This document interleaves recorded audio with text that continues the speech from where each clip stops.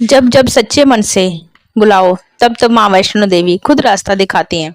माता वैष्णो देवी की जन्म कथा। बहुत समय पहले जब धरती पर अधर्म बढ़ रहा था, तब भगवान विष्णु ने मानव रूप में जन्म लेने का संकल्प किया। इसी संकल्प से एक दिव्य कन्या का जन्म हुआ, जिसका नाम रखा वैष्णवी। कहते हैं कि यह कन्या समुद्र के पास एक साधु रत्नाकर के घर जन्मी थी। बचपन से ही वैष्णवी अत्यंत तेजस्वी, बुद्धिमान और आध्यात्मिक थी। वह साधारण बालिका नहीं, बल्कि देवी लक्ष्मी, सरस्वती और दुर्गा का संयुक्त रूप मानी जाती है। माता वैष्णो देवी का बचपन और तपस्या।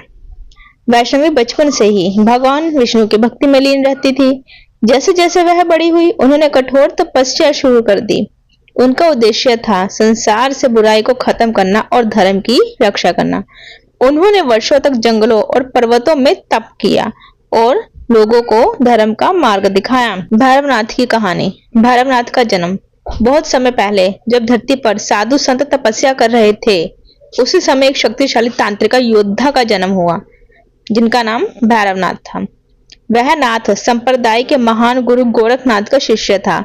बचपन से ही उसमें अद्भुत शक्ति थी, परंतु उसके अंदर अहंकार और जिद भी बहुत था। गुरु गोरखनाथ उसे बार बार समझाते, शक्ति का उपयोग सेवा के लिए करो, अहंकार के लिए नहीं। लेकिन भैरवनाथ अपने बल पर गर्व करता था। गोरखनाथ की माता वैष्णवी से पहली मुलाकात कब हुई? एक दिन भैरवनाथ ने एक दिव्य कन्या को देखा, जो कि माता वैष्णवी थी। उनके चेहरे पर तेज था, उनकी आंखों में शांति थी। भैरवनाथ को लगा कि कोई यह महान शक्ति है, लेकिन धीरे धीरे उसकी जिज्ञासा अहंकार और आकर्षण में बदल गई। उसने ठान लिया कि वह इस रहस्य को जाने बिना नहीं रहेगा।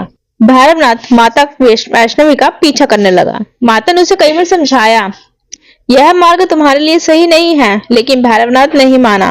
माता उसे भ्रमित करने के लिए अलग अलग स्थानों पर गई, जैसे बाणगंगा, चरण पादुका, अर्धकुंवारी, जहां माता ने 9 महीने तपस्या की। यह सब भैरवनाथ की परीक्षा थी कि वह अपनी गलत इच्छा छोड़ देगा कि नहीं। अंतिम युद्ध। जब भैरवनाथ ने हद पार कर दी, तब माता वैष्णवी ने अपना महाकाली रूप धारण किया। गुफा के पास भयंकर युद्ध हुआ, धरती और आकाश कांप उठे। अंत में माता ने अपने त्रिशूल से भैरवनाथ का सिर धड़ से अलग कर दिया। उसका सिर उड़कर एक पहाड़ी पर गिरा। वही स्थान आज भैरव मंदिर के नाम से प्रसिद्ध है। पश्चाताप और मोक्ष। मरते समय भैरवनाथ का अहंकार टूट गया। उसे अपनी गलती का एहसास हुआ।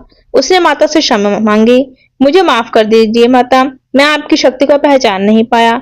माता का हृदय अत्यंत दयालु था। उन्होंने कहा, तुम्हें मोक्ष मिलेगा। मेरे दर्शन तब तक पूरे नहीं होंगे जब तक भक्त तुम्हारा दर्शन नहीं करेंगे। इसीलिए आज भी वैष्णो देवी के दर्शन के बाद भैरव मंदिर जाना जरूरी माना जाता है।